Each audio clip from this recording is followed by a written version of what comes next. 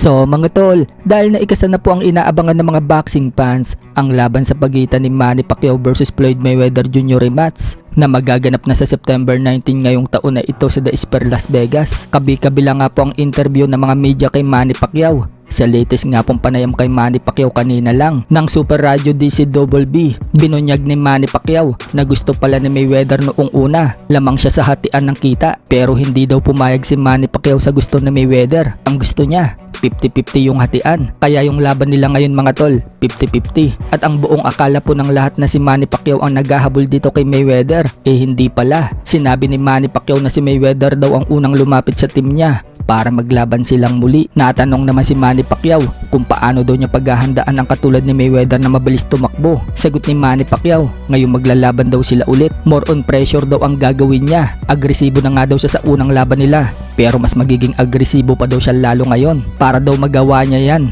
kailangan daw niya ng 100% na stamina.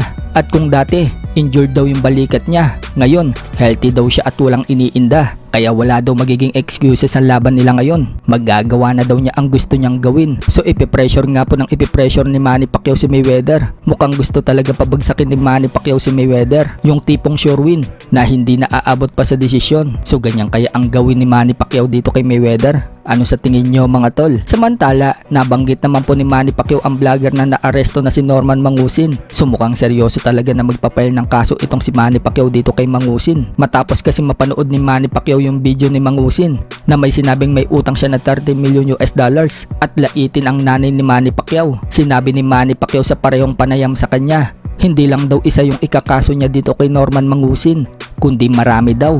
Dagdag pa ni Manny Pacquiao, hindi pa nga daw niya namimit yung tao na yon, kaya gusto daw niya ito makita sa personal.